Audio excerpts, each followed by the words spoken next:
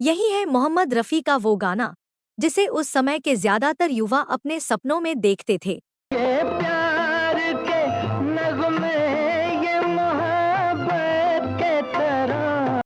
एक पूरी पीढ़ी तब इस गाने को जीने में खप गई। इस गाने में संगीत दिया था नौशाद ने। ऐ शम्मा तू आजा जरा चिलमन से निकल के। पियानो के मास्टर नौशाद ने इस गाने की धुन मुंबई के कार्टर रोड स्थित अपने बंगले आशियाना के म्यूजिक रूम में बनाई थी। इसी पियानो पर बैठकर उनके बनाए गाने को मोहम्मद रफ़ी ने आवाज दी और पर्दे पर इसे गाया राजेंद्र कुमार ने। परवाना वो क्या तुझ पे जो मिट कर न दिखाए। ये गाना है फिल्म मेरे महबूब का। पर्दे पर राजेंद्र कुमार हुस्ना यानी साधना के लिए गा रहे हैं। नायिका सो रही थी और बस नायक की आवाज से अभी अभी जागी है। बदले मेरी तकदीर जो तू होश में आए। मेरे महबूब ने बहुतों की तकदीर बदल दी। कहा जाता है कि मेरे महबूब के लिए संगीतकार ने पहली बार 2,25,000 रुपए की मांग की थी, जिसे पूरी करने में मेरे महबूब के निर्माता एच.एस. रावल को काफी दिक्कत हुई थी।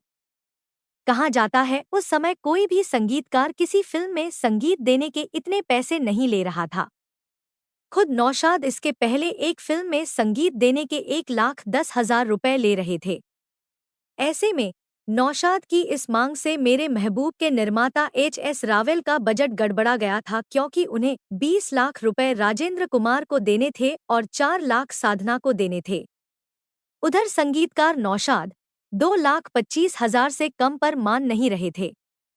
नौशाद ने इसके पहले मुगले आजम, कोहिनूर और गंगा जमुना में संगीत दिया था और इन तीनों फिल्म का हर गाना हिट और सुपर हिट हुआ था। यही वजह है कि नौशाद मेरे महबूब के लिए 2,25,000 से नीचे आने के लिए तैयार नहीं थे। आखिर फिल्म के हीरो राजेंद्र कुमार ने फिल्म निर्माता एच.एस. रावल से कहा कि नौशाद की मांग पूरी कर दी जाए। ये बात है 1961 की और 1961 में ऐसा कोई नहीं था जो राजेंद्र कुमार की बात टाल जाए। लिहाजा नौशाद को मेरे महबूब के लिए उनकी मुंहमांगी फीस 2,25,000 रुपए दिए गए। नौशाद ने जो लिया उसे फिल्म निर्माता एच.एस. रावल को लौटा भी दिया। मतलब मेरे महबूब सुपर हिट हो गई। मेरे महबूब तुझे। मोहम्मद रफ़ी ने नौशाद के लिए ऐसा गाया कि दुनिया अश कर बैठी।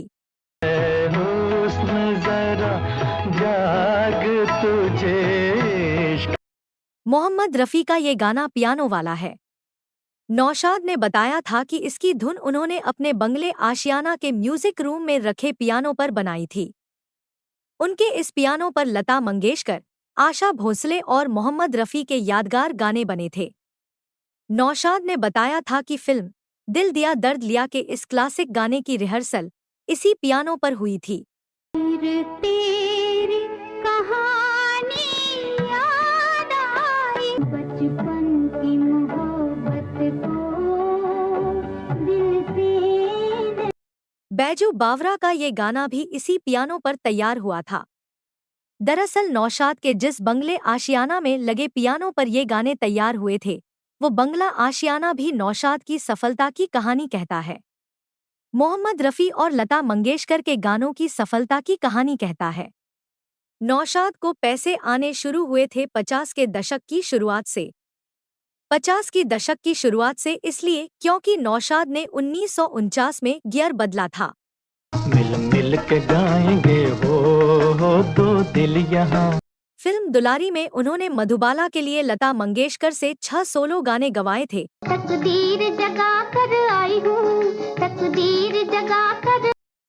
आँखों में आ जा, दिल में समा जा, मेरी कहानी सुन जा, अपनी सुना जा। इसके अलावा उनका एक गाना कोरस के साथ था और 2 गाने मोहम्मद रफ़ी के साथ थे। एक तेरा एक मेरा। हाँ हाँ। आपको बता दें कि 1948 में आई मेला में शमशाद बेगम के 10 गाने थे, मोहम्मद रफ़ी का एक गाना था और लता मंगेशकर का इसमें कोई गाना नहीं था। जिंदगी के मेले दुनिया में कम न होंगे। मेला में संगीत दिया था नौशाद ने। नौशाद ने 1949 में गियर बदला और दुलारी में सेमी वैम्प गीता बाली के लिए शमशाद बेगम से 2 गाने गवाए, जबकि बाकी गाने लता मंगेशकर ने मधुबाला के लिए गाए। मोहम्मद रफ़ी ने लता मंगेशकर के साथ 2 गाने गाए। रात रंगीली मस्त नजारे। दुलारी में मोहम्मद रफ़ी का एक गाना था जिसे मोहम्मद रफ़ी अपने जीवन का सबसे प्रिय गाना मानते थे। सुहानी रात ढल चुकी ना जा। नौशाद ने जो 1949 में जो गियर बदला, उससे नौशाद को बहुत फायदा हुआ।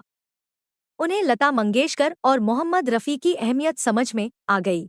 यही वजह है कि 1951 से संगीतकार नौशाद ने फिल्म में संगीत देने के लिए 1,10,000 रुपए लेना शुरू कर दिया।